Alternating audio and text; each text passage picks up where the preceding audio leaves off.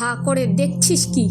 বামুনের বেটাকেও মেরে ফেল, এটাকে আমি দেখছি, আর তুই খুব তো নেত্রী হয়ে ঘুরে বেড়াস। কই বাকি তিনজন কই? আমার সব কিছু বিলিয়ে দিয়ে ভাগিয়ে দিয়েছিস বুঝি? পৃথিবীর যে কোনই থাকুক না কেন, ওরা আমার টাকা আত্মসাৎ করে কাউকে আমি বাঁচতে দেব না। আমার নামও তাহলে দিগম্বর দত্ত নয়। শুরু হচ্ছে সত্যের সন্ধানের দ্বিতীয় এবং অন্তিম পর্ব। দরজাটা বিকট শব্দ করে ওদের মুখের ওপরে বন্ধ হয়ে গেল, আর ঠিক তখনই ভয়ঙ্কর ভারী গলায় কে যেন তাচ্ছিল্যের হাসি হেসে উঠল। একটু পরে সেই হাসি একটা থেকে দুটো হয়ে গেল। একজন নারী এবং আরেকজন পুরুষের ভয়ঙ্কর হাসির শব্দে যেন বাড়ির পাঁচিলগুলো পর্যন্ত কেঁপে উঠতে থাকলো। ভয়েতে এখন ওদের পাঁচজনের মনের কি অবস্থা হয়েছে তা বোধহয় অনুমান করা কঠিন নয়। শ্যাওলা পড়া ভাঙাচোরা বাড়িটা সকালে যত না ভয়ঙ্কর দেখাচ্ছিল, তার থেকেও শতগুণ বেশি এখন মনে হচ্ছে। সূর্য অস্ত যাওয়ার আগেই যেন কালো মেঘ তার নিকষ অন্ধকারে ঢেকে দিয়েছে গোটা বাড়িটাকে।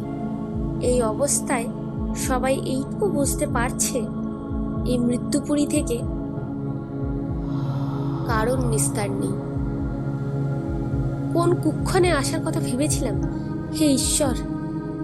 নিখিলেশ ভয়ে আতঙ্কে কাঁপা কাঁপা কণ্ঠে কথাটা বলতেই কুমারী সেই তান্ত্রিকের কথা মনে পড়ে যায়। বিপদ, এই বিপদেরই সংকেত দিচ্ছিলেন উনি। কুমারী তাড়াতাড়ি ব্যাগ থেকে ওই তাগাগুলো বের করে দেয় সবাইকে পড়ার জন্য। কিন্তু গন্ডগোলটা হয় অম্বিকেশের বেলায়। সবাই পড়তে চাইলে অম্বিকেশ সেটা পড়তে চায় না। কুমারী থেকে জোর করে সেই স্ফটিকের তাগাটা পরিয়ে দেয়, আর মুশকিলটা বাঁধে ঠিক তখনই। অম্বিকেশের হাতে তাগা পড়ানো মাত্রই একটা অদৃশ্য হাত এক ঝাপটায় কুমারীর চুলের মুঠিটা ধরে শূন্যে তুলে দেয়। কুমারী যন্ত্রণায় আর্তনাদ করে উঠলে সবাই ভয়ে হতবাক হয়ে যায় সে অদৃশ্য মূর্তিকে অনুমান করে। অম্বিকেশ নিজের হাতের মুঠোটা খুলতেই দেখে কুমারীর তাগাটাও ওর হাতেই রয়ে গেছে। সে ভয়ে চিৎকার করে ওঠে, কুমারী! আর তখনই ওই অদৃশ্য ছায়ামূর্তি ছুড়ে দেয় কুমারীকে পাঁচিলের ওপর। কুমারী মুখ ঠুকরে মাটিতে গিয়ে পড়ে। সবাই কুমারী বলে ভয়ে চিৎকার করে উঠলেও আবারও সেই একই রকম ভাবে ওকে শূন্যে তুলে আছাড় মারে মাটিতে। ভয়ঙ্কর হাসির কোলাহল যেন আরো উন্মত্ত হয়ে উঠল ফাঁকা বাড়িটার মধ্যে। আতঙ্কে ওদের গায়ে শিহরণ খেলে গেল। ওরা বুঝতে পারলো এর সাথে কোনো মতেই শক্তি দিয়ে পেরে উঠতে পারবে না। তাই সবাই মিলে অদৃশ্য অবয়বের কাছে প্রাণ ভিক্ষা চাইল। কিন্তু সে তখন নিজে সেই পৈশাচিক হাসি থামিয়ে বলতে থাকে, বড় লোভ না তোর? আমার টাকা পয়সা আত্মসাৎ করবি বলে এছিস? নিজের কর্কশ কণ্ঠে উন্মত্তের মতো গালাগালি করতে করতে কুমারীকে আরো শূন্যে তুলে মাটিতে, তারপর পাঁচিলে আছড়াতে থাকলো। হারামি মেয়ে, এত টাকা পয়সার লোভ তোর? মর এবার এখানে। কি ভেবেছিলি আমার সব সম্পত্তি নিয়ে যাবি? একবার মরে শান্তি হয়নি, সর্বনাশী! আবার মরবি বলে এছিস? মর তবে। কোনো পীড়িতের লোক তোকে বাঁচাতে পারবে না, সব কটা মরবে। অবিরাম নোংরা ভাষায় পিশাচটা কুমারীকে অনর্গল অশ্রাব্য গালিগালাজ করে অত্যাচার চালিয়ে গেল। কুমারীর সেই অবস্থা দেখে সকলেই কাঁদতে কাঁদতে ওর প্রাণ ভিক্ষা চাইতে লাগলো। কিন্তু এই পিশাচটা ওর উন্মত্ত নারকীয় অত্যাচারে মরিয়া হয়ে উঠেছে। অম্বিকেশ আর সহ্য করতে না পেরে উন্মাদের মতো বলে উঠল, কি চাও তুমি? মারতে চাও তো? আমাকে মেরে ফেলো, কিন্তু ওকে ছেড়ে দাও, আমি আর সহ্য করতে পারছি না।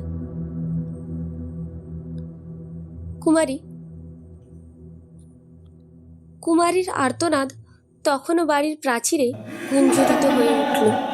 সেই দৃশ্য দেখে পিশাচটা আরো উন্মত্তের মতো নিষ্ঠুর হাসি হেসে বলল, তোর যে দেখছি এখনো দরদ কমেনি। দেখো গিন্নি, বামুনের ছোট বেটার যে এখনো দরদ উতলাচ্ছে। কি মনে করেছিস তোরা আমার সম্পত্তি লুটতে আসবি আর আমি কিছু বলবো না? ও মরবেই, তোদের চোখের সামনেই মরবে, তোরা কিচ্ছু করতে পারবি না। এত কিছু দেখার পর ওদের মন থেকে এখন ভয়টা একেবারে মুছে গেছে। ওদের সবার মনের মধ্যে এখন একটাই জিনিস চলছে, কুমারীকে যেভাবে হোক বাঁচাতে হবে। এবার যেই না কুমারীকে মাটিতে ছুঁড়ে ফেললো ওই পিশাচটা, সবাই মিলে দৌড়ে গেল ওর কাছে। কিন্তু অম্বিকেশ ছাড়া আর কেউই ওই দালানের মধ্যিখান থেকে এগোতে পারল না। কোন মহাশক্তিতে যেন ওরা বাধা পড়ে গেল। তবে অম্বিকেশ গিয়ে কুমারীকে ধরার আগেই আবারও ওকে শূন্যে তুলে দেয় সেই জমিদারের অশরীরী আত্মা। তবে এবার ওকে আছাড় মারতেই ও সোজা গিয়ে পড়ল মা অম্বিকার বেদিতে। কপাল থেকে রক্ত গিয়ে পড়ল মায়ের পায়ের উপর। কুমারীর মুখ থেকে অস্ফুটে শুধু একটা ডাকই বেরিয়ে এলো, মা, আমায় বাঁচাও। অম্বিকেশ ছুটে যায় ওর কাছে আর বলে, এই তো অম্বিকা, আমি আছি, তুমি চিন্তা করো না, তোমার আশু আছে তোমার কাছে। বলে হাতের তাকাটা ওর হাতে বেঁধে দেয় আর ওর মাথাটাকে নিজের কোলের ওপর নিয়ে নেয়। ঠিক তখনই হঠাৎ কোন মন্ত্র বলে দরজাটা খুলে যায়। বাইরের দমকা হাওয়া ভিতরে প্রবেশ করে বুঝিয়ে দেয় যেন মা অম্বিকা ওদের রাস্তা দেখাচ্ছেন। বাকি তিনজন ভিতরে আসতে পারছে না দেখে অম্বিকেশ বলে উঠল, মনে হয় তোরা এখানে আসতে পারবি না, তোরা ওই তান্ত্রিক বাবাকে ডেকে নিয়ে আয়, একমাত্র উনিই পারবেন, উনিই আছেন যে আমাদের এই বিপদ থেকে উদ্ধার করতে পারবে। তুই আয় ভাই, ওকে নিয়েই আয়, নিখিলেশ বলে ওঠে। তখনই অম্বিকেশ পাগলের মতো বলে ওঠে, ওকে নিয়ে যাওয়া যাবে না এখন, ওর এখন সেই অবস্থা নেই, আর অম্বিকাকে ছেড়ে আমি কোথাও যাব না। যদি মরতেও হয় ওর সাথেই মরবো, তবু ওকে একা ছেড়ে আমি কোথাও যেতে পারবো না। আর তোরা এত চিন্তা করিস না, ওই পিশাচের এত ক্ষমতা নেই যে মা অম্বিকার বেদি থেকে তুলে ওকে মারবে। তোরা তাড়াতাড়ি যা, আমাদের চিন্তা করিস না, মা অম্বিকা আমাদের ঠিক রক্ষা করবে। ওরা চলে গেল সেই তান্ত্রিকের উদ্দেশ্যে। তবে বাকি কথাগুলো অম্বিকেশ কুমারীকে জড়িয়ে ধরে কাঁদতে কাঁদতে বলতে থাকলো, আর যদি মা চান আমরা মরি, তাহলে মায়ের সামনেই মরব। চোখের জল মুছে পকেট থেকে রুমালটা বের করে বেঁধে দিল কুমারীর কপালে। অনেক রক্ত বয়ে গেছে কুমারীর শরীর থেকে। এইটুকু সময়ের মধ্যেই তার শরীরটা সম্পূর্ণ শিথিল হয়ে গেছে। নিখিলেশ, রোহিত আর সৈকত গ্রামের ওই ঘুটঘুটে অন্ধকার রাস্তা পার করে তান্ত্রিক বাবার কাছে এলো। বাবা তখনও বটগাছের তলায় বসে কিছু মন্ত্র পড়ে যজ্ঞে আহুতি দিচ্ছিল। চোখ বন্ধ করা অবস্থাতেও তিনি বুঝতে পেরে যান যে ওরা এসেছে। তিনি বললেন, তোরা এসেছিস, তার তো খুব বিপদ। হ্যাঁ, আপনি তাড়াতাড়ি চলুন, আমাদের কুমারীর অবস্থা খুব খারাপ, ওই জমিদারের প্রেতাত্মা ওকে মেরে ফেলবে। ভাই ওকে নিয়ে বসে আছে, আপনি না গেলে উঠবে না বলেছে। ও জানে ওই মায়ের থান থেকে ওরা উঠলে আর প্রাণে বাঁচবে না। আজ এমনিও অমাবস্যার রাত, আর ওই জমিদার ওদের বাঁচতে দেবে না। চল। তান্ত্রিক বাবা নিজের যাবতীয় গুরুত্বপূর্ণ জিনিস আর ত্রিশূলটা নিয়ে নিল সঙ্গে করে। ওই ত্রিশূলটা ওনার নিজের মন্ত্রপুত। ওরা চারজন একটা মশাল নিয়ে রওনা দিল জমিদার বাড়ির উদ্দেশ্যে। কিছুক্ষণের মধ্যেই ওরা এসে পৌঁছালো জমিদার বাড়িতে। জমিদার বাড়ির দরজা তখনও খোলা ছিল, কিন্তু কেউই সাহস করে ভিতরে যেতে পারছিল না। দরজার সামনে থেকেই দেখা যাচ্ছিল কুমারী আর অম্বিকেশ মায়ের থানে বসে আছে তারা। তান্ত্রিক বাবা প্রথমেই এসে আগে গোটা বাড়ির চারিদিকে গণ্ডি টেনে দিল, যাতে ওই পিশাচরূপী প্রেতাত্মার শক্তি খর্ব হয়ে যায় এবং কারুর অনিষ্ট সাধন না করতে পারে। এবার উনি ওখানে যজ্ঞে বসলেন। তাতে অবশ্য একটা ঘটনা ঘটল। হঠাৎ করেই যেন চারিদিক দিয়ে ঝোড়ো হাওয়া বইতে শুরু করলো, যেন ইচ্ছে করেই কোনো অশুভ শক্তি শুভ শক্তির সূচনা হতে দিতে চায় না। এদিকে প্রায় ওনার যজ্ঞের আগুন নিভে বসার জোগাড়, কিন্তু তাতে উনি হাল ছাড়লেন না, বরং আরও উচ্চস্বরে মন্ত্র উচ্চারণ করে গেলেন। তবে ভয়ঙ্কর ঘটনা ঘটার এখনো কিছু বাকি ছিল। এবার ওই জমিদার আর তার স্ত্রী যেন হুঙ্কার দিয়ে বলে উঠল, যদি এসব বন্ধ না করিস সব কটা মরবি। কি ভাবছিস আমাকে আটকাতে পারবি? সব কটাকে এখানে পুঁতে দেব, কাক পক্ষীতেও টের পাবে না। আমাদের যেতে দে, যেতে দে বলছি।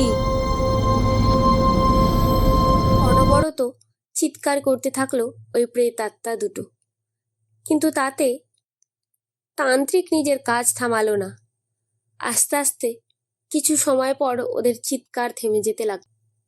তান্ত্রিক বাবা অম্বিকেশ আর কুমারীকে বেরিয়ে আসার নির্দেশ দিলেন। ওরা সেই মতো বেরিয়েও এলো। এবার বাবা নিজের ত্রিশূলটা বের করে তাতে হলুদ, সিঁদুর আরও নানান রকমের জিনিস দিয়ে সবাইকে কাছে ডেকে বললেন, এই ত্রিশূলটা মাটিতে গাঁথতে হবে, আর সেটা আমাদের 6 জনকেই। এখানে গেঁথে ছেড়ে দিলে হবে না। আমি মন্ত্র পাঠ করব, যতক্ষণ না আমি বলি কেউ ছাড়বে না এটাকে, যত যাই হোক না কেন। এবার সবাই মিলে ত্রিশূলটা মাটিতে গেঁথে দিল।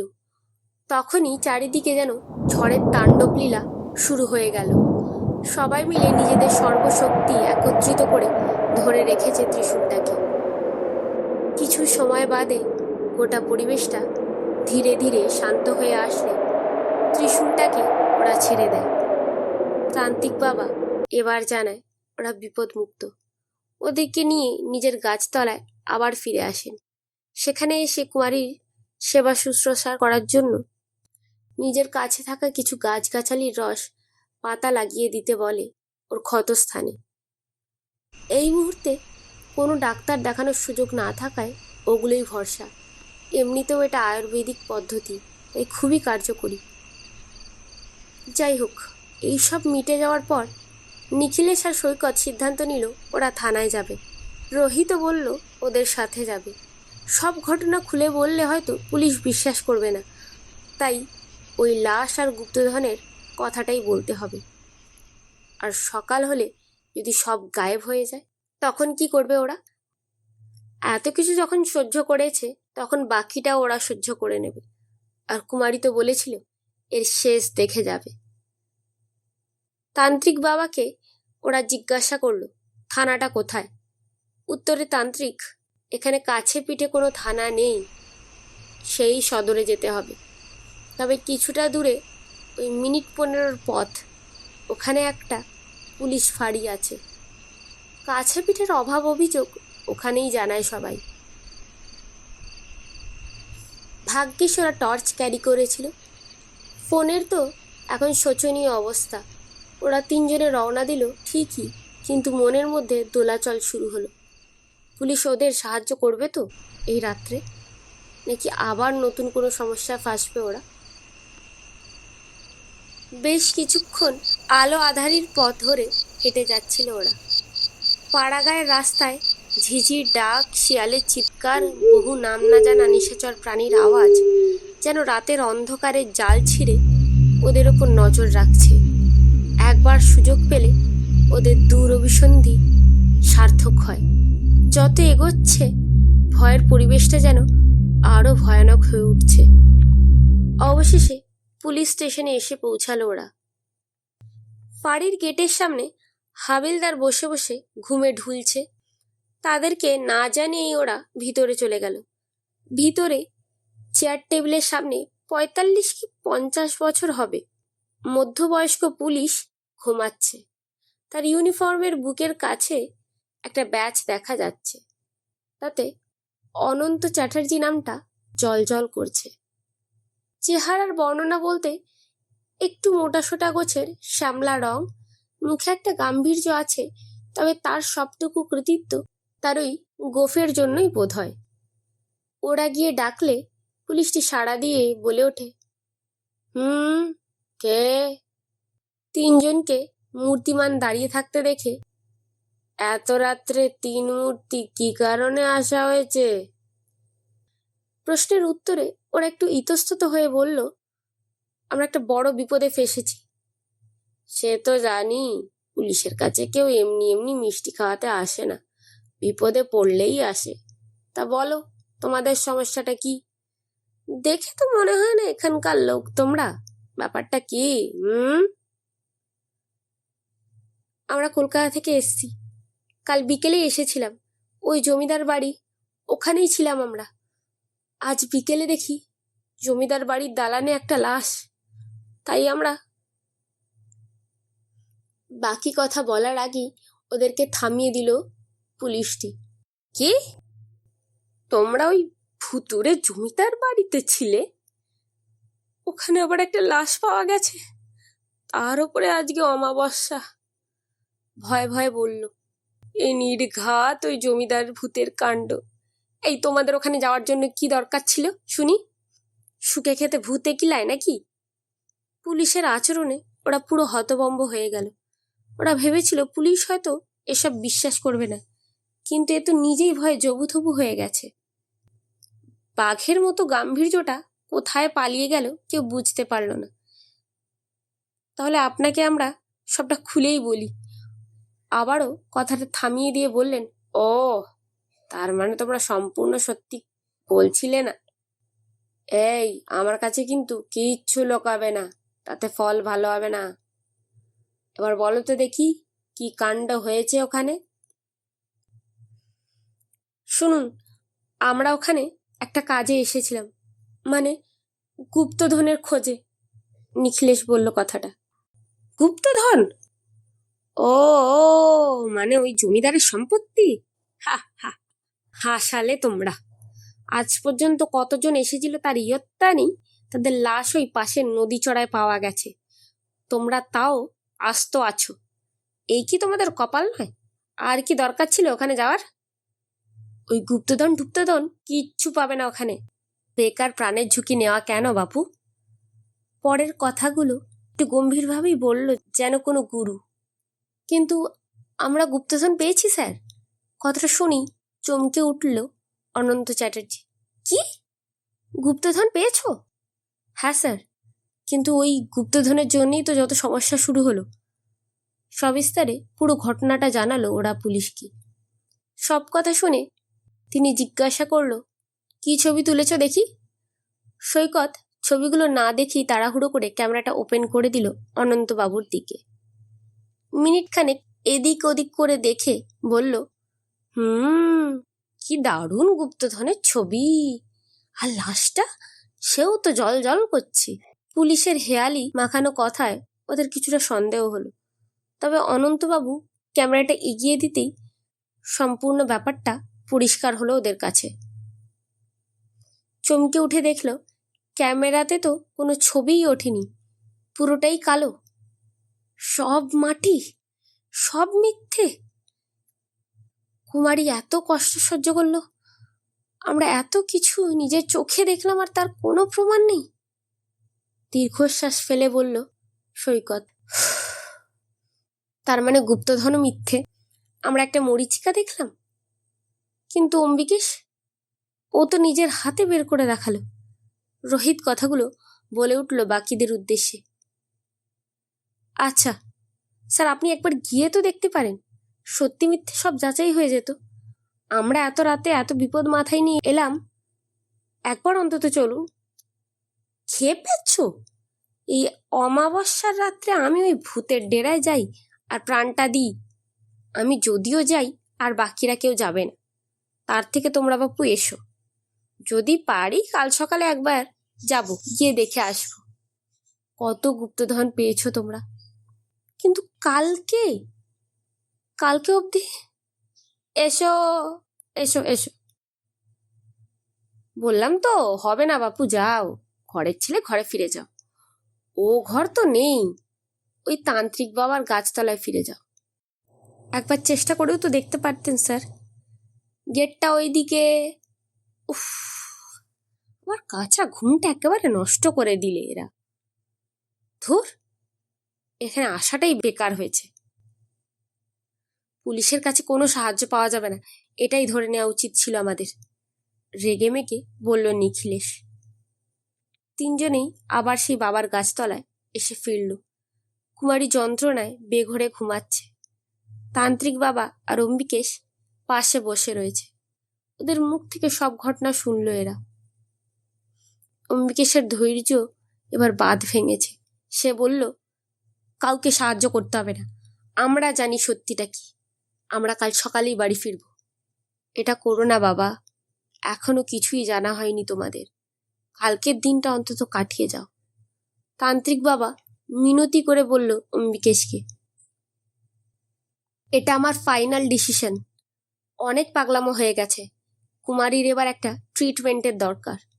তুই তো বলছিস যাবি, কিন্তু কুমারী যাবে কি? তোর আর ওর জেদ দুটোই তো একরকম, বলে উঠল রোহিত। অম্বিকেশ কুমারীর মাথায় হাত রেখে বলল, ঠিক আছে, কাল কুমারী যেটা বলবে সেটাই হবে।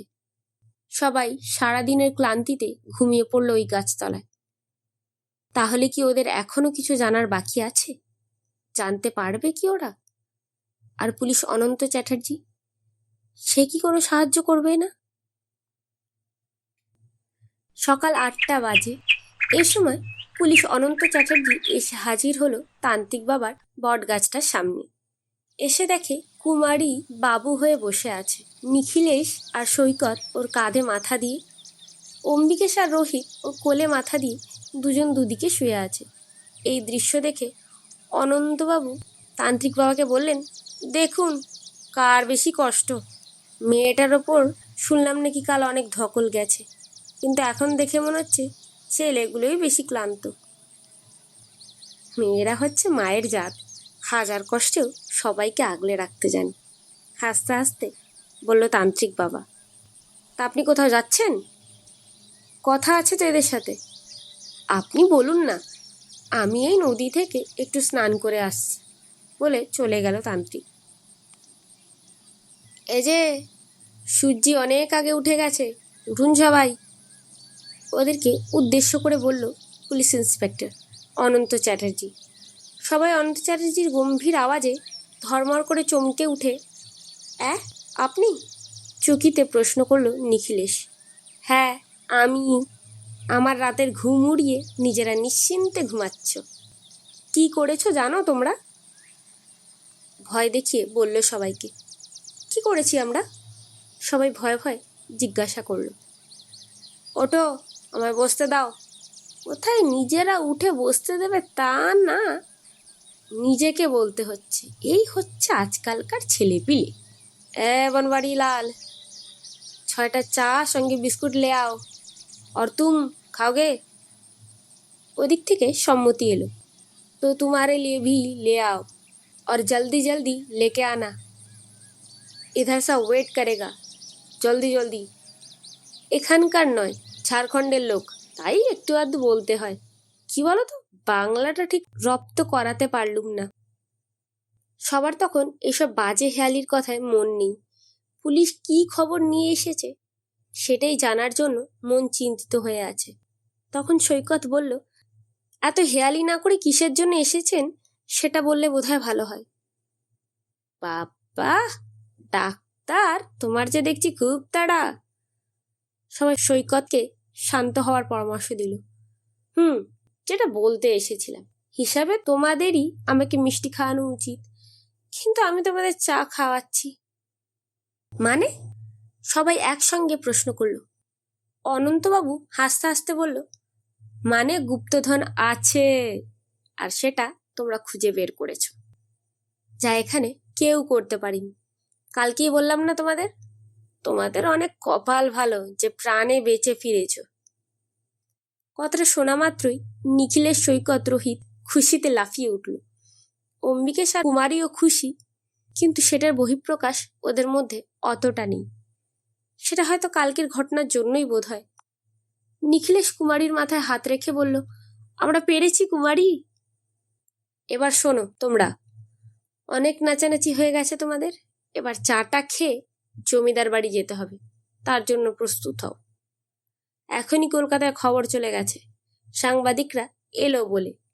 এই নাও, চাও এসে গেছে, চায় চুমুক দেয়া যাক? ও হ্যাঁ, বনবাড়ি, বিস্কুটগুলো দিদিমণিকে দাও। আর দেখো, গাড়িতে ওষুধ আছে, এনে দাও কুমারীকে। অনন্ত চ্যাটার্জি কুমারীর মাথায় হাতটা রেখে বলল, চা বিস্কুটটা খেয়ে নাও, তারপর এই পেন কিলারটা খেয়ে নেবে। আমাদের এখনো অনেক কাজ বাকি। তখনই তান্ত্রিক ফিরে এসে বলল, কি হে পুলিশ, মেয়েটাকে বুঝি বেশ ভালো লেগেছে বলে হাসল। অনন্ত চ্যাটার্জিও হেসে বলল, তা লাগবে না বাবা, মেয়েটার মধ্যে কিছু আছে, আর ও তো আমার মেয়েরই মতো। কি জানো তো বাবা, কেমন একটা টান অনুভব করছি ওকে দেখা থেকে। তা তো অবশ্যই, আমাদের কুমারীর মধ্যে একটা ব্যাপার তো আছেই, নাহলে কালকে যা হলো অন্য কোনো মেয়ে হলে হয়তো মরেই যেত। উফ, কি বিভৎস মুহূর্ত, ভাবলেও গা শিউড়ে ওঠে। সৈকত বলে উঠল, ওহ, বেশ ভালো কথা মনে করালে তোমরা। তোমরা যে জায়গাটা খুঁড়েছিলে, মানে যেখানে গুপ্তধন পাওয়া গেছে, সেখানেই তো তোমরা একটা জলজ্যান্ত লাশ দেখেছিলে। সেখানে কোনো লাশ পাওয়া যায়নি, তবে অম্বিকেশ যেমন একটা কলসি পেয়েছিল, সেরকমই আরো বেশ কয়েকটি কলসি পাওয়া গেছে। কিছু গয়নাও আছে তাতে। এর বাজার মূল্য আমার পক্ষে অনুমান করা কঠিন। তার মধ্যে আরো খোঁড়া হচ্ছে, আস্তে আস্তে আরো বেরোবে। আশ্চর্য হলো এই যে ওখানে 2টো কঙ্কাল উদ্ধার করা হয়েছে। এবার পুরো দালানটা খুঁড়ে আর কিছু পাওয়া যায় কিনা সেটাই দেখার, সেই জন্যই তোমাদের ডাকতে আসা। কিন্তু আমি তো রক্ত মাংসের লাশের তলা থেকে কলসিটা পেয়েছি, কোনো কঙ্কাল তো ছিল না ওখানে। বিস্ময় প্রকাশ করে অম্বিকেশ বলল কথাটা। তাতে সবাই সায় দিল, না, নিজের চোখেই গিয়ে দেখবে, চলো না তোমরা। আমরা কঙ্কালের তলা থেকেই ওগুলো উদ্ধার করলাম। সবাই যাওয়ার জন্য রেডি হয়ে গেল। এমন সময় তান্ত্রিক বাবা, দেখো পুলিশ, বাচ্চাগুলো অনেক কষ্টে গুপ্তধন খুঁজেছে, সব কৃতিত্ব আবার পুলিশের না হয়ে যায়। আমি থাকতে সে হবার নয় বাবা, তাহলে আর ডেকে নিয়ে যেতুম কি? চিন্তা নেই, ওদের কৃতিত্ব ওদেরই থাকবে। আপনিও চলুন না বাবা, আপনার অবদানও তো কম নয়। হ্যাঁ বাবা, আপনিও চলুন, রহস্যের সমাধান আপনাকে ছাড়া অসম্ভব। কুমারীর কথায় তান্ত্রিক বাবা যেতে রাজি হলেন। মিনিট খানিক পরে ওরা জমিদার বাড়িতে এসে পৌঁছালো। ওখানে যেতেই একটা কনস্টেবল ছুটে এসে বলল, স্যার আপনি এসেছেন? এখানে 2টো নয়, আরো 3টে কঙ্কাল উদ্ধার হয়েছে, মানে মোট 5টা কঙ্কাল পাওয়া গেছে। কি ভয়ানক ব্যাপার ভাবুন স্যার। পরের কঙ্কালগুলো কোথায় পেলে? স্যার, দালানের মাঝখান বরাবর পর পর 3টে কঙ্কাল শোয়ানো ছিল। আর কিছু পেলে, মানে মোহরের গয়না বা কলসি? না স্যার, যেখানে এরা খুঁড়েছিল সেখানেই 10টা ছোট ছোট কলসি আর অনেক গয়না পাওয়া গেছে। আর বাকি কোথাও কিচ্ছু পাওয়া যায়নি। ভিতরে সাংবাদিকরা এসেছে কথা বলবে বলে। চলো যাচ্ছি। আর হ্যাঁ, কঙ্কালগুলো ফরেন্সিকে পাঠানোর ব্যবস্থা করো। একটাই চিন্তা হচ্ছে এখন, জানো তো, আগে ছিল 2টো, এখন হলো 5টা। কিন্তু এই কঙ্কালগুলো কাদের? সবাই যথাক্রমে জমিদার বাড়ির ভিতরে গেল। ভিতরে আসতে দেখলো তিল ধারণেরও জায়গা নেই। পুলিশ, সাংবাদিক, এমনকি গ্রামের মানুষরাও উপস্থিত। যদিও বা তাদের ভিতরে আসার অনুমতি নেই, তবুও উকিঝুঁকি মেরে দেখার চেষ্টা করছে। প্রথম দফায় পুলিশের সাক্ষাৎকার নেওয়া হলো, তারপর ওদের 5 জনের। যদিও কুমারীর চোট আঘাত নিয়ে কিছু প্রশ্ন উঠেছিল, তবে অনন্তবাবু সেটাকে সামলে নিল। অশুভ শক্তি প্রেতাত্মার কথা সাংবাদিকদের সামনে আনলো না। তবে প্রশ্ন উত্তরের পর্ব শেষ হতে সকাল গড়িয়ে দুপুর হয়ে গেল। অনন্ত চ্যাটার্জি এবার কায়দা করে ওদেরকে ওখান থেকে বের করে আনলো। না, অনেক হয়ে গেছে, এবার পেটে কিছু দেবে চলো। কাল রাত্রে খাওয়া হয়নি, আজ সকালেও কিছু মুখে দাওনি, এবার সবাই অসুস্থ হয়ে পড়বে। অনন্ত চ্যাটার্জি সবাইকে নিয়ে সামনের চায়ের দোকান কাম হোটেলে নিয়ে গেল দুপুরের পেট পুজোর জন্য। ওখানে গিয়ে দেখলো গুপ্তধনের কথা আগুনের মতো ছড়িয়ে পড়েছে। যদিও তাতে ওদের কোনো ক্ষতি নেই, বরং লাভই হলো, কারণ এতে ওদের আতিথ্যে বেশ প্রসারই ঘটল। 7 জনের জন্য অর্ডার করা হলো যথাক্রমে ভাত, ডাল, পটল ভাজা, বেগুন ভাজা, আলু ফুলকপির পোস্ত, পোস্ত দিয়ে রুই মাছের ঝাল, আর সাথে নতুন আমের চাটনি, বকফুলের বড়া। সেটা যদিও বা ওদের জন্য ফ্রি। খেতে বসার পর সবার মনে প্রফুল্লতা এলো। এবার একটু ইয়ার্কি ঠাট্টা করতে শুরু করলো সবাই। ওরে বাবা, এ তো পোস্ত! এই মহার্ঘ জিনিসটি আমাদের পাতে অবতীর্ণ হয়ে তো আমাদেরকে ধন্য করেছে। কথাগুলো বলে অম্বিকেশ নিজেই হেসে ফেলল। এ কি শুনছি নিখিলেশ দা, আজকাল উকিলদেরও পোস্ত মহার্ঘ লাগছে নাকি? ঠেস মেরে বলল কথাটা কুমারী, আর সবাই হাসতে লাগলো। এই শুরু হলো এদের সাপে নেউলে, রোহিত বলে উঠল। আচ্ছা, এইসব ইয়ার্কি বাদ দিয়ে একটা কাজের কথা বলবো? নিখিলেশ জিজ্ঞাসা করল। কি? সবাই পাল্টা প্রশ্ন করলো নিখিলেশকে। আমি কাল রাতের ঘটনার কথা ভাবছি। ওই জমিদার শুধুমাত্র কুমারীর উপরেই কেন অত্যাচার করলো? এ তো খুবই সহজ। কুমারী একমাত্র টাকাটা পড়তে পারিনি, সেই সুযোগেই জমিদার এত অত্যাচার করেছে, বলে উঠল রোহিত। না, আমার কেন জানি না তা মনে হচ্ছে না। ওই জমিদার কি বলেছিল ভুলে গেলি? সৈকত বলে উঠল। আর ভাইকেও তো বলছিল, শুনিসনি? বামুনের ছোট বেটা বলে। কত উল্টোপাল্টা কথা বলল। মানছি আমরা ব্রাহ্মণ, কিন্তু আমাদের বাবা সাতকালে কোনোদিনও পৌরোহিত্য করেননি। তাহলে কেন বলল? হ্যাঁ রে, আমিও খেয়াল করেছিলাম।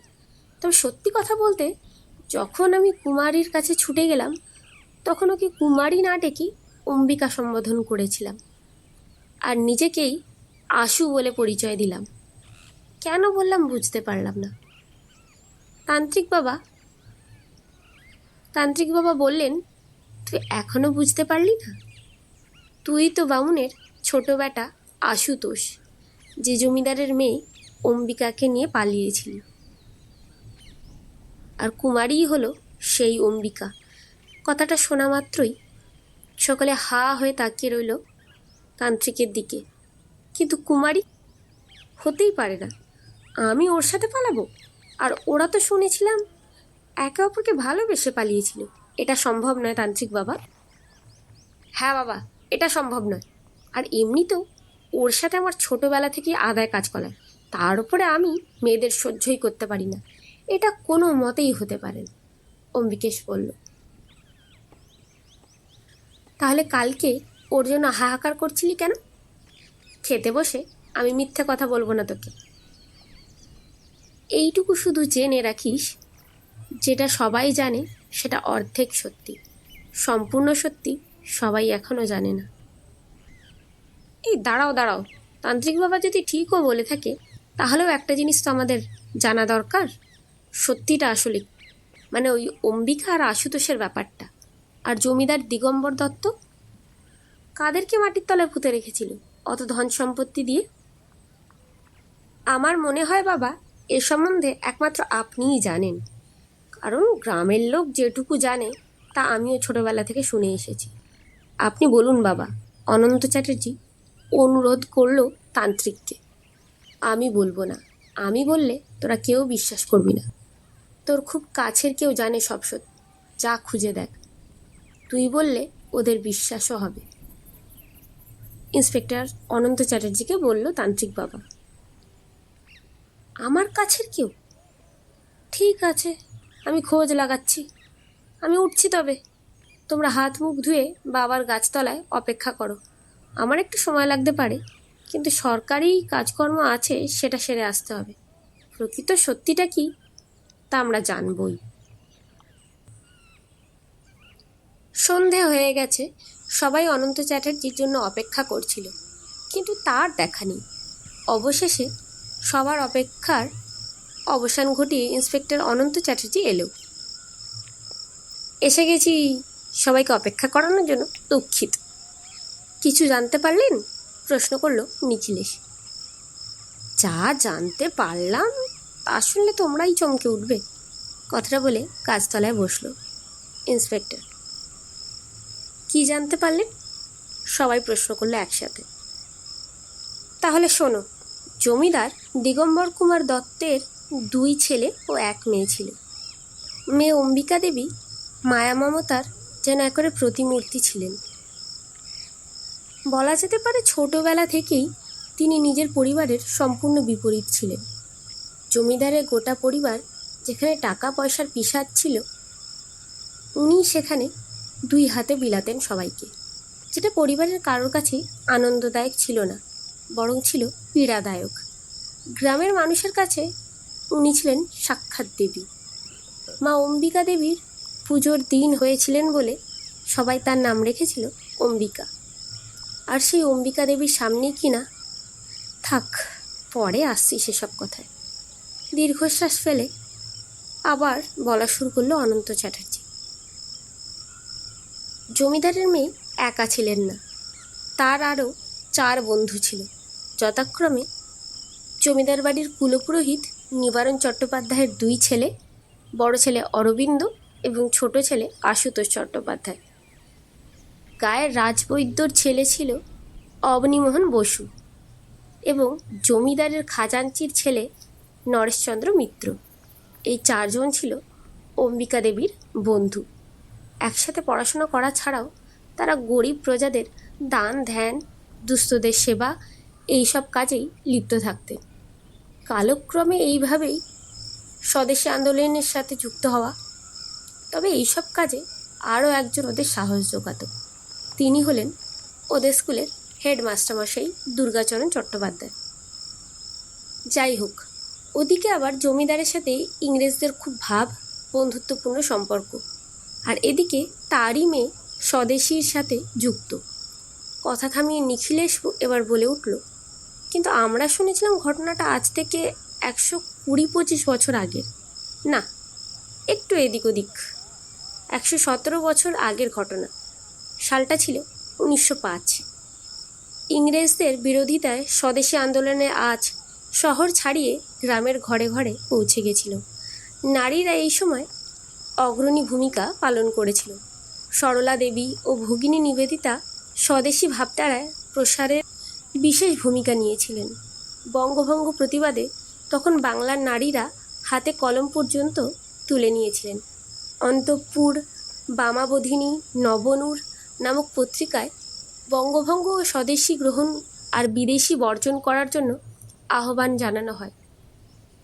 রাখি বন্ধন উৎসবের মধ্য দিয়ে মহিলারা স্বদেশী পণ্যের ব্যাপক ব্যবহারে শপথ নেন। পাশাপাশি স্বদেশী তহবিলে টাকা পয়সা, সোনা গয়না পর্যন্ত দান করেন। এদের মধ্যে উল্লেখযোগ্য কুমুদিনী মিত্র, লীলাবতী মিত্র, হেমাঙ্গিনী দাস, নির্মলা সরকার। এদের নাম তো শুনেছ তোমরা। এনারা ছাড়াও বহু সম্ভ্রান্ত জমিদার পরিবার থেকে শুরু করে বহু মধ্যবিত্ত নিম্নবিত্ত পরিবারের নারীরাও এগিয়ে এসেছিলেন। আমাদের অম্বিকা দেবীও তাদের ব্যতিক্রম নন। এইভাবেই জমিদার দিগম্বর কুমার দত্তের নাকের তলা দিয়ে এই 5 জন ইংরেজদের বিরুদ্ধে ষড়যন্ত্রে লিপ্ত হয়েছিল। এই ঘটনা সপ্তমে তখন ওঠে যখন ইংরেজ সেনারা জানতে পারে অম্বিকা দেবী এবং তার বন্ধুরা আন্দোলনকারীদের অস্ত্রের যোগান দিচ্ছে আর স্কুলের ছাত্রছাত্রীদের স্বদেশী আন্দোলনে উৎসাহিত করছে। বারবারই প্রমাণের অভাবে কিছু করতে না পেরে তারা এমন সময় জমিদার বাড়িতে মা অম্বিকা দেবীর বাৎসরিক পূজা অনুষ্ঠানের দিন জমিদারের মেয়ে অম্বিকা সিদ্ধান্ত নেয় তার বাবার বেশ কিছু টাকা পয়সা, সোনা গয়না নিয়ে পালাবে। সেগুলো স্বদেশি তহবিলে জমা দিয়ে কলকাতার উদ্দেশ্যে রওনা দেবে ওরা 5 বন্ধুতে মিলে। এভাবে আর লুকোচুরি করা চলছে না, কারণ যে কোনো সময় তারা ইংরেজদের হাতে ধরা পড়তে পারে। পালানোর জন্য ওই দিনটাই উপযুক্ত, কারণ সেদিন জমিদার তার বাড়ির পুজোয় ব্যস্ত থাকবে আর বাকিদের পরিবারও জমিদার বাড়িতেই উপস্থিত থাকবে। এদিকে ওরা 5 জনে মিলে লোকের ভিড়ের মধ্যে পালিয়ে যেতে পারবে। পুজোর হইচইতে কেউ ওদের দিকে তাকাবেও না। হলেও তাই, সারাদিন জমিদার বাড়ি লোকে লোকারণ্য। ঢাক ঢোল বাজছে, একটার পর একটা ছাগ বলি হচ্ছে মায়ের সামনে। গ্রাম গ্রাম লোক এসে পুজো দেখছে, পাত পেড়ে খাচ্ছে।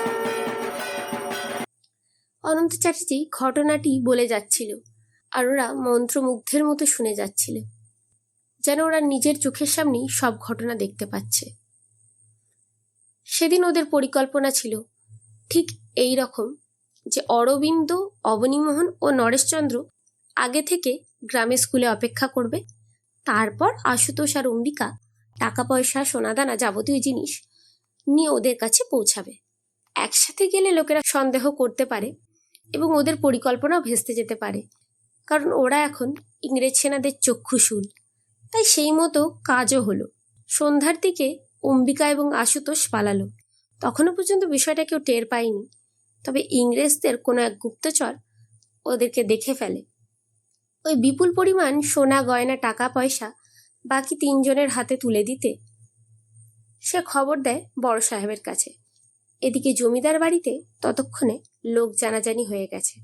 ঠাকুরমশাইয়ের ছোট ছেলের সাথে নাকি অম্বিকা দেবী পালিয়েছে। এদিকে এরা দুজনেই রাত্রের মধ্যে গ্রাম ছাড়বে, সেই কথাই ছিল। তাই গ্রাম ছাড়ার আগে মাস্টারমশাইয়ের বাড়ি যায় তারা, তাকে প্রণাম করে আশীর্বাদ নিতে, যদি আর কোনোদিন না দেখা হয়।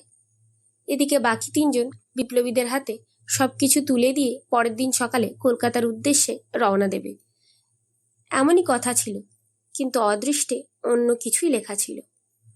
সবাই প্রশ্ন করল, তারপর কি হলো? ওরা ঠিকমতো পালাতে পেরেছিল? না, শেষ রাত্রিরে যখন পুজো সমাধা হলো, তখন জমিদারের কাছে খবর এলো জমিদারের পেয়াদারা নাকি আশুতোষ আর অম্বিকা দেবীকে ধরে ফেলেছে। তারা ওদের জমিদারের কাছে নিয়ে গেল। তারপর হলো অকথ্য অত্যাচার। কিরে, ধরে এনেছিস কালসাপ দুটোকে? একটা তো নেই পরের রক্ত, কিন্তু আরেকটা, সেটা তো আমার। দেখো গিন্নি, তোমার মেয়ের কীর্তিকলাপ দেখো। বংশের মুখে চুনকালি লাগিয়ে বামুনের ছোট বেটার সাথে কেমন পালাচ্ছিল দেখো। না বাবা, আপনি ভুল ভাবছেন। আশুতোষ আর আমি শুধুমাত্র বন্ধু, আমাদের মধ্যে তেমন কোনো সম্পর্ক নেই। ওর কোনো দোষ নেই, আপনি ওকে ছেড়ে দিন। যা দোষ করার আমি করেছি, আপনি ওকে মারবেন না। মারবে না, পুজো করবে। ওটা গ্রাম জেনে গেছে তোরা পালিয়েছিস। আজকে তোদের দুজনকেই আমি মেরে শেষ করে দেব, কাক পক্ষীতেও টের পাবে না। বলেই জমিদার আর তার স্ত্রী অম্বিকাকে চড় থাপ্পড় মারতে শুরু করল। তা দেখে আশুতোষ সহ্য করতে না পেরে বলে উঠল, না জমিদারবাবু, অম্বিকা কোনো দোষ করেনি। আপনি আমাকে মারতে চান, মেরে ফেলুন, কিন্তু ওকে ছেড়ে দিন।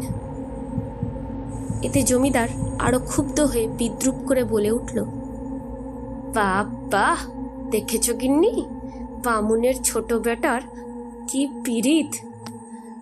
তোমার মেয়ের জন্য নিজে মরতে চায়। ধন্যি বাপু তুমি। কিন্তু জানো তো হে ছোকরা, বেশি মেয়েদের প্রতি মোহ রাখতে নেই। মেয়েরা হলো নিজের নাক কেটে অন্যের যাত্রা ভঙ্গ করে। এই দেখোই না তোমার জীবনটা কেমন বিপদে ফেলে দিল। দেখুন বাবা, আপনি আমার সাথে যা ইচ্ছা করুন, কিন্তু আশুতোষের কোনো ক্ষতি করবেন না। আমার জন্য যদি আপনার মান সম্মান যায়, তাহলে আমায় মেরে ফেলুন, কিন্তু আজ পুজো আচ্ছার দিনে আপনি ঠাকুরমশাইয়ের ছেলের গায়ে একটা আঁচড়ও দেবেন না। ভুলে যাবেন না, ওর বাবা কিন্তু আমাদের কুলপুরোহিত। ওর কোনো ক্ষতি করে আমাদের বংশে পাপের বোঝা ডেকে আনবেন না। অম্বিকা অনেক বোঝানোর চেষ্টা করল, তাতে কোনো লাভই হলো না, বরং জমিদার আরো ক্ষেপে উঠে বলল, ওরে বাবা রে, দেখেছ তোমার মেয়ের কি সুন্দর জ্ঞানের কথা দিচ্ছে। এই বামুনের ছেলের সাথে পালানোর সময় তোমার বংশের কথা মনে ছিল না? বলে অম্বিকার চুলের মুঠিটা ধরল। আশুতোষ পাগলের মতো বলে উঠল, কি করছেনটা কি? ছাড়ুন ওকে। আমি তো বললাম আপনাকে আমরা পালাইনি, আমাদের মধ্যে কোনো সম্পর্ক নেই। রাত্রের অন্ধকারে লোকচক্ষুর আড়ালে তোমরা কোথায় যাচ্ছিল তাহলে? বনবিহারে? আমাকে বোকা বানানোর জায়গা পাওনি? তখনই এক পেয়াদা বলে উঠল, জমিদার বাবু, ওরা মিথ্যে বলছে। ওরা আসলে আপনারই টাকা পয়সা চুরি করে স্বদেশীদের বিলাতে গেছিল। মাস্টারমশাইয়ের বাড়ির কাছ থেকে এদেরকে ধরে আনি আমরা। এই কথা শুনে জমিদার আঁতকে উঠল। কি? আমার টাকা পয়সা সম্পত্তি বিলাতে গেছিল? জমিদারের ধন সম্পত্তি চুরি করে তারই মেয়ে স্বদেশীদের বিলাচ্ছে, এই কথা শুনে তার মাথায় বাজ পড়ার মতো অবস্থা। তার সর্বাঙ্গে আগুন জ্বলে উঠল। যে প্রজাদের রক্ত চুষে মিথ্যে দেনার দায়ে তাদের টাকা আত্মসাৎ করেছে, এত বিশাল সম্পত্তি বানিয়েছে, তাদেরকেই কিনা সব দান করে বেড়াচ্ছে। আর রাগ সামলাতে না পেরে নিজের মেয়ের চুলের মুঠি ধরে থাপ্পড় মারতে থাকেন। তোর জন্য আমি কোনো দিনও শান্তি পাবো না। তুই মরলেই আমার শান্তি। ছোটবেলা থেকে সর্দারি ফলানো গেল না তোর। আগে ওই কাঙালিগুলোকে বিলাতিস, আর এখন স্বদেশী স্বদেশী হয়েছে তোদের। এই খবর ইংরেজ সাহেবের কানে উঠলেই তুইও মরবি, আর তার সাথে আমিও। তার থেকে তোর মতো অপদকে বিদায় করাই ভালো। চর থাপ্পড়ের বদলে এখন জমিদার আরো নৃশংস হয়ে উঠল। তার মেয়ে অম্বিকার চুলের মুঠি ধরে কপাল ঠুকতে থাকলো মা অম্বিকার বেদিতে। আশুতোষ চিৎকার করে মিনতি জানাতে থাকলো অম্বিকাকে ছেড়ে দেওয়ার জন্য, কিন্তু জমিদার থামল না। উল্টে ফরমান জারি হলো আশুতোষকেও পিটিয়ে মারার। হা করে দেখছিস কি? বামুনের বেটাকেও মেরে ফেল। এটাকে আমি দেখছি, আর তুই খুব তো নেত্রী হয়ে ঘুরে বেড়াস। কই বাকি তিনজন কই? আমার সব কিছু বিলিয়ে দিয়ে ভাগিয়ে দিয়েছিস বুঝি? পৃথিবীর যে কোনেই থাকুক না কেন, ওরা আমার টাকা আত্মসাৎ করে কাউকে আমি বাঁচতে দেব না। আমার নামও তাহলে দিগম্বর দত্ত নয়। সারা বাড়ি সেদিন চিৎকার আর আর্তনাদে ভরে উঠেছিল। সেদিনও অমাবস্যার রাত ছিল। মা অম্বিকা দেবীর সামনে এই নারকীয় ঘটনা ঘটতে থাকলো। বাকি সবার মতো সেও পাথরের মূর্তির মতো নিরুত্তর হয়ে দাঁড়িয়ে থাকলো। এক সময় পর যখন দুজনের প্রাণবায়ু শরীর ত্যাগ করলো, তখন লাশগুলো কোথায় লোপাট করবে ভেবে না পেয়ে জমিদার বললেন, এই দুটোকে এই দালানেই পুঁতে দে, কাক পক্ষীতেও টের পাবে না। আর শোন, বাকি তিনটেকে যেখানেই দেখতে পাবি ধরে নিয়ে আসবি। পেয়াদা তাই করল। কিন্তু জমিদার মশাই, কেউ যদি এদের ব্যাপারে জানতে চায়, বামুন ঠাকুরই যদি তার ছেলের খোঁজ চায়? জমিদার পেয়াদার কথায় বলে উঠল, তার আমি কি জানি? এমনিতেও গ্রামে রটে গেছে এই দুটোতে মিলে পালিয়েছে, সবাই তাই জানবে। বাকি তিনটেকে পেলে ওদেরও এই অবস্থাই হবে। স্বদেশী করা আর হলো না তোদের। দেশভক্তি এবার কবরে গিয়ে করবি। যথাক্রমে দুর্ভাগ্যবশত সকাল হতে না হতেই বাকি তিনজনও গ্রাম ছাড়ার আগেই ধরা পড়ল। তাদেরকেও ধরে আনা হলো জমিদারের কাছে। অরবিন্দ হতবাক হয়ে জমিদারকে জিজ্ঞাসা করল, আমাদের ধরে এনেছেন কেন জমিদার মশাই? আমরা কি অন্যায় করেছি? জমিদার বললেন, তোমরা কি অন্যায় করলে তা না হয় তোমাদের হোতা আর তোমার আদরের ভাইয়ের কাছেই জেনে নিও। কথাটা শুনে তিনজনেরই গলা শুকিয়ে গেল। তার মানে ওরা দুজন ধরা পড়ে গেছে, কিন্তু কোথায় আছে ওরা? কি হলো, ভয় পেয়ে গেলে যে? ভয় পেও না, ওদের যেখানে পাঠিয়েছি তোমাদেরকেও সেখানেই পাঠাবো। সবাই ভয়ে চিৎকার করে উঠল। কি করেছেন আপনি? ওদের সাথে কি করেছেন? তেমন কিচ্ছু করিনি। ওই যে হাড়িকাঠটা দেখতে পাচ্ছ, ওটার উল্টো দিকেই পরম শান্তিতে ঘুমাচ্ছে। চিন্তা করো না, তোমাদেরও বেশি দূরে রাখবো না। এই দালানের মাঝখানেই তোমাদের 3 জনের ব্যবস্থা করব। কি বলিস রে দামু? ব্যবস্থাটা ভালো হয়েছে না? জমিদার আবারও নৃশংসভাবে বাকি 3 জনের হত্যা করল। বাড়ির কাজের লোকেরা সবকিছু জানা সত্ত্বেও কেউ মুখ খোলার সাহস দেখাতে পারল না। জমিদারের বিরুদ্ধে যাওয়ার সাহস কারোর ছিল না। তবে একজন এই অন্যায় সহ্য করতে না পেরে ঠাকুরমশাইকে সবটা জানিয়ে দেয়। খুব হুলস্থুলু কাণ্ড হয়েছিল সেই দিন। ঠাকুরমশাই এই 5 জনের মৃত্যুর ঘটনাটা মেনে নিতে পারেনি। তারপরে তার 2 ছেলের মৃত্যু তাকে সম্পূর্ণ নিঃস্ব করে দিয়েছিল। সেই ক্রোধ সামলাতে না পেরে জমিদারকে অভিশাপ দেয় যে অর্থ আর সম্পত্তির জন্য তুই এতগুলো হত্যা করলি, সেই সম্পত্তিকে কোনোদিনও ভোগ করতে হবে না। একথা আমি তোকে বলে দিলাম। বামুন ঠাকুর, মাত্রা ছাড়িও না, ভুলে যেও না আমি গ্রামের জমিদার। তুমি আমাকে অভিশাপ দিচ্ছ? ঠাকুরমশাই আরো ভাঙা গলায় বলে উঠলেন, আমি ভুলিনি তুই কে। তুই একটা নরপিশাচ, যে নিজের দেবী স্বরূপা মেয়েকে মেরে ফেলতে পারে। সে আমার বা অন্যের ছেলেকে মারতে পারবে না?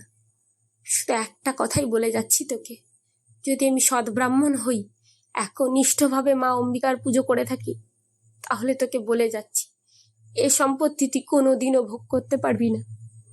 যে অন্যায় তুই করলি তার জন্য মা অম্বিকা তোকে ঠিক শাস্তি দেবে।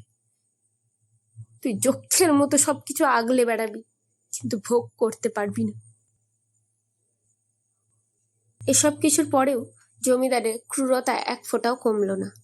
তিনি বলে উঠলেন, এত কিছু বলার পর, জানার পর তুমি কি ভাবছো তুমি বাড়ি যেতে পারবে?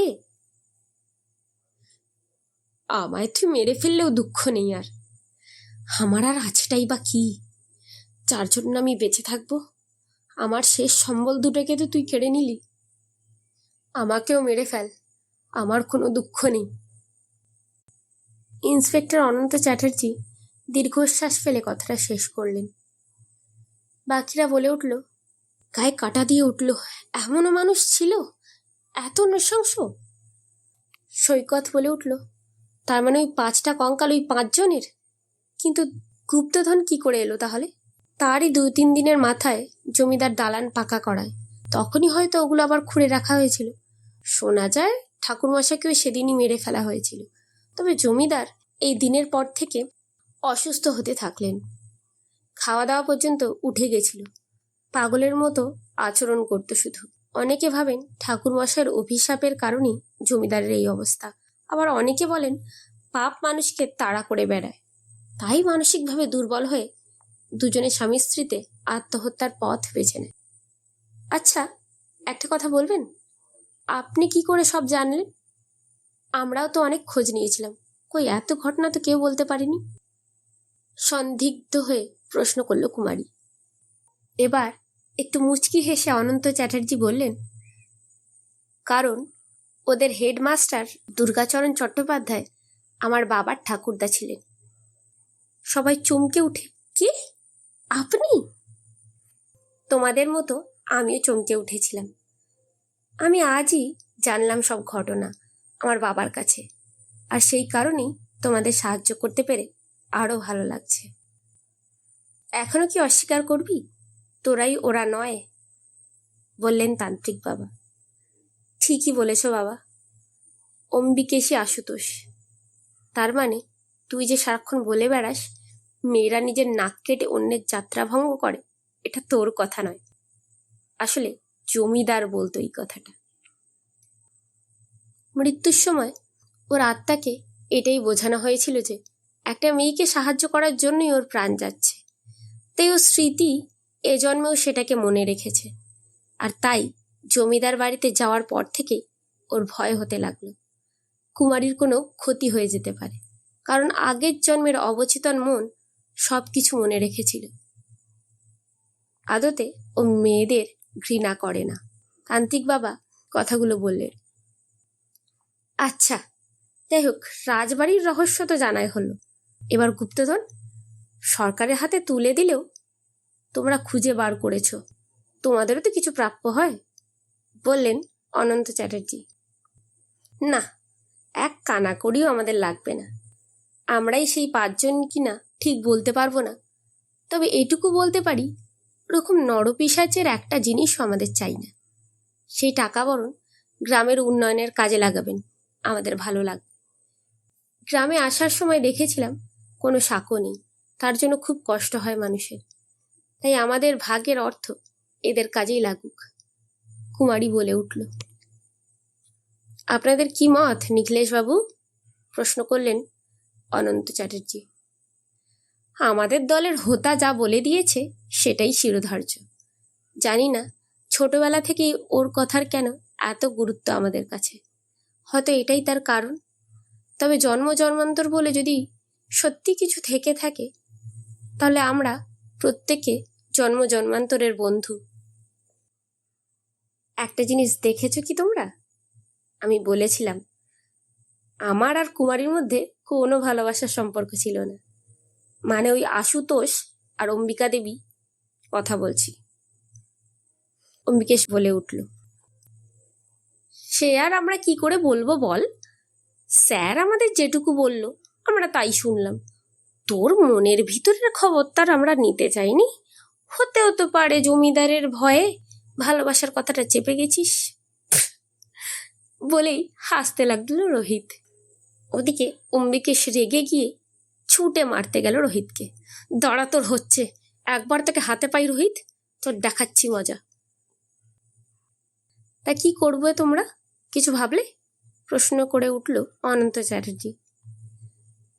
আমার মতে কালকেই রওনা দেয়া যায় আমাদের। অনেক দিন হয়ে গেল, বাড়িতেও সবাই চিন্তা করছে, আর গুপ্তধন তো হয়েই গেল, বলল সৈকত। আমারও একমত স্যার। এদিকে কুমারীর অবস্থাও খুব একটা ভালো নয়। বাড়ি গিয়ে কাকুকে আমরা কি বলবো তাই ভেবে পাচ্ছি না, নিখিলেশ বলে উঠল। অত চিন্তা করো না, তোমাদের দেখলেই মা বাবা খুশি হয়ে যাবে। পরের দিন ভোরবেলায় আবার অনন্ত চ্যাটার্জি এসে হাজির। কি হে, আজকেও গাছতলা? মাথার ওপর ছাদ জুটল না? মাথার ওপরে প্রকৃতি দেওয়া এত বড় ছাদ থাকতে আর অন্য কোথাও যাবো কেন স্যার? নিখিলেশ বলল। এই দেখো কি বেরিয়েছে আজকের খবরের কাগজে, বড় বড় করে হেডলাইনে। অম্বিকাপুরের গুপ্তধনের সন্ধান পেল 5 পাণ্ডব। তোমাদের ছবিও বেরিয়েছে। খবরের কাগজটা হাত থেকে নেওয়া মাত্রই নিখিলেশ দেখল, আর দেখা মাত্রই খুশিতে ওর মুখটা ভরে উঠল। সবাই মিলে বলল, তোর স্বপ্ন পূরণ হলো, বড় বড় করে তোর ছবি বেরিয়েছে। নিখিলেশ ভট্টাচার্য গুপ্তধনের সন্ধান করেছে। এবার তো কিছু বল। কি আর বলি বন্ধুগণ, এসেছিলাম গুপ্তধনের সন্ধান করতে, কিন্তু যে সত্যের সন্ধান পেলাম তা গুপ্তধনের থেকেও অমূল্য।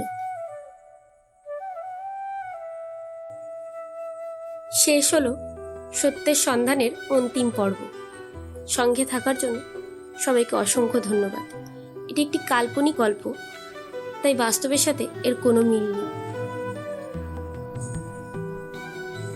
গল্পটি ভালো লাগলে লাইক, কমেন্ট, সাবস্ক্রাইবের মাধ্যমে সাথে থাকবেন, যাতে এরকমই আরও নিত্য নতুন কাহিনী আপনাদের সামনে উপস্থাপন করতে পারি। সঙ্গে রাখবেন কথা কাহিনী উইথ শ্রী।